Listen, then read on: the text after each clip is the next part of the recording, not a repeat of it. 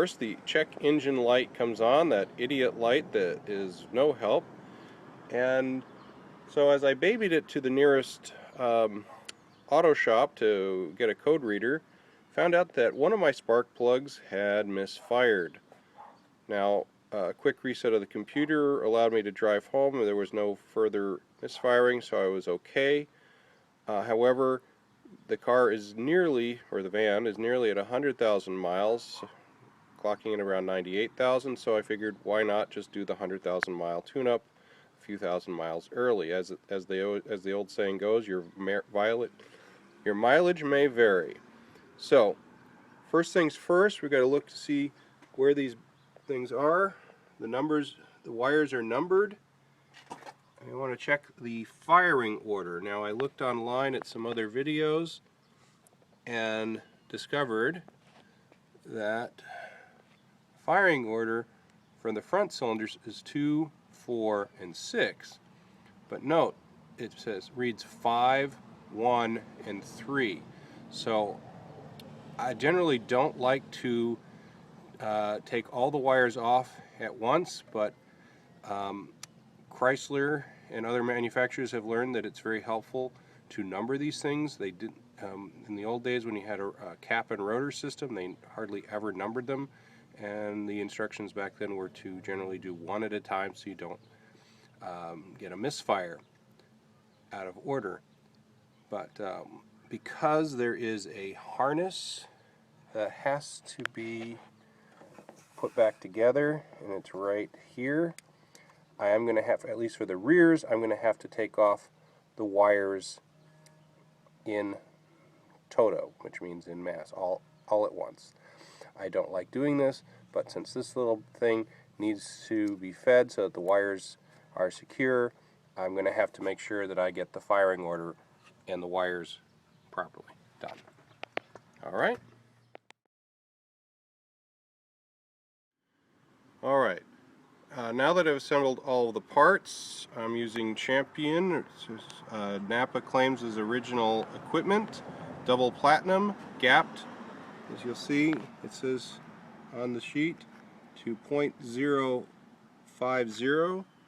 It's always handy to double check with your gap gauge to make sure that the plugs actually are. For this job, the socket is standard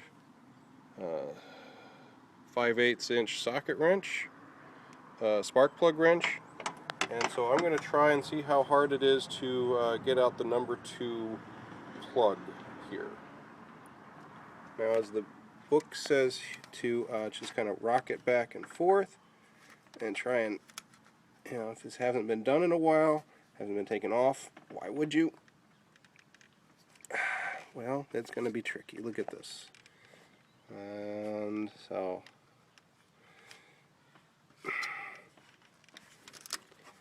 we don't want to break it. And something just popped off as we did that. But we're good to go. It's off because we're replacing the wire anyway. So let's see what happens. Hopefully people ahead of us, and I'm going to need an extension for my extension. So I go back over to the toolbox, and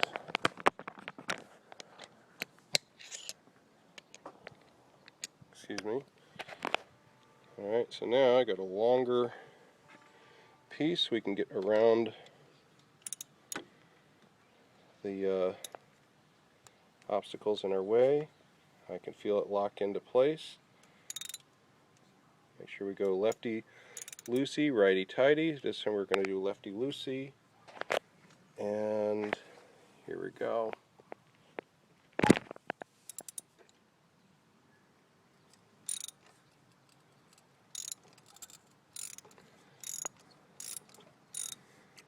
And I'm going to take the socket off and just hand loosen the rest of it. Well, let's see how we did.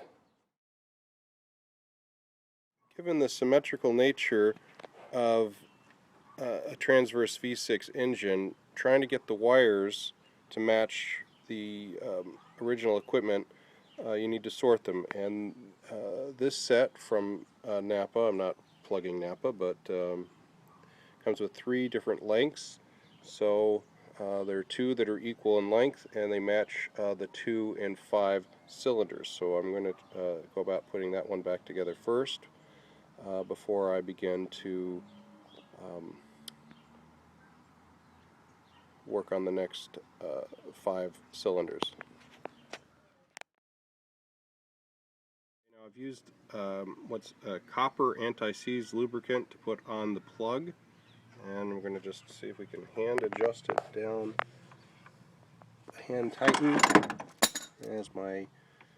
As every mechanic knows that sound, it's your socket wrench falling to the ground. Now I usually keep a short fuel line tube, a vacuum tube, to sort of do this by hand, but I could not find it in my kit, so I'm just going to very carefully hand tighten until I can't do that anymore, and then I'll use that wrench to put back to tighten it up and move on to the number 4 cylinder. It's a really long thread. Okay, that's as far as I can go. So I'm going to get out my socket wrench.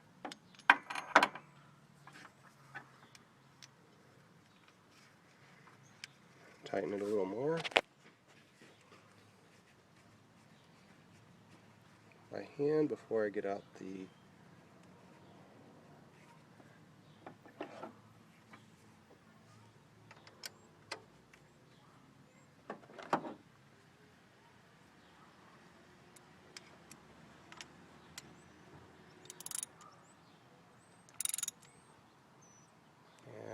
and number 2 is ready to go. Place some grease in both sets of plugs, and we'll be good to go. So you want to sift it on, push it on here, and you're going to hear a click. There, probably heard that. And I'm going to set the other one down, and hopefully we'll get the same click as we put this in.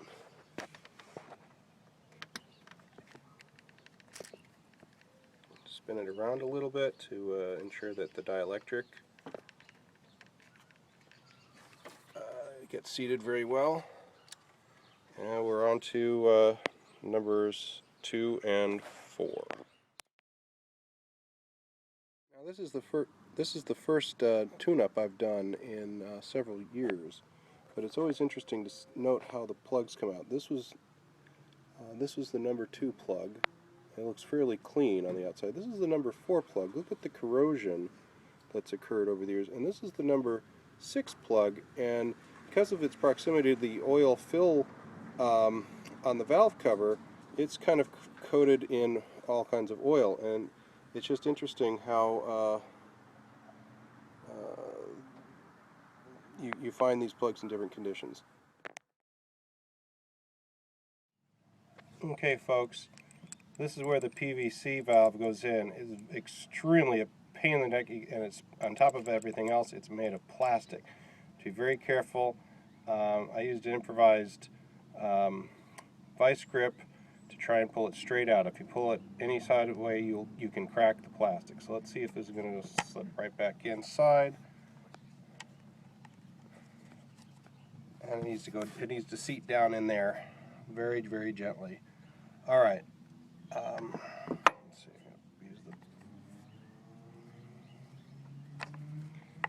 Otherwise, it won't work properly.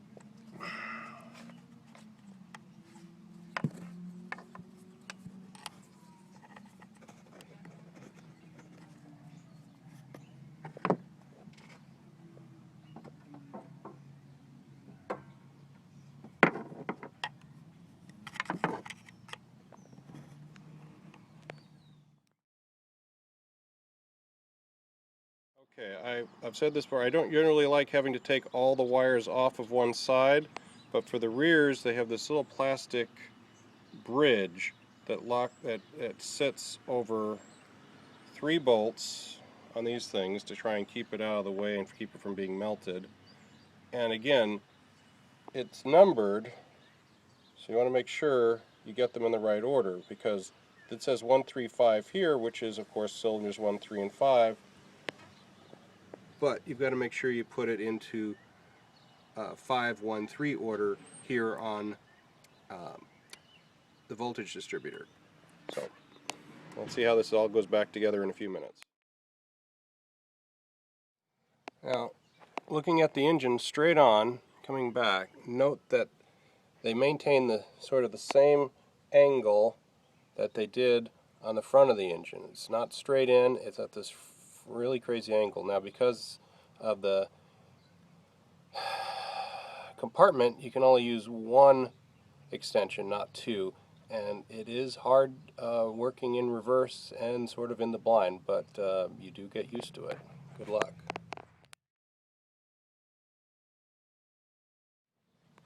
Now again, remember your bridge goes, the wires are 1, 3, 5 here to 5, 1, 3. And if I've done it correctly, my engine won't explode. Let's see how I did. As I put my finger over the camera, that happens.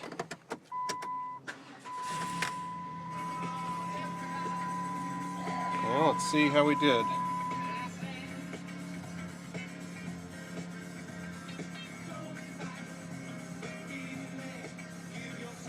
As KC plays.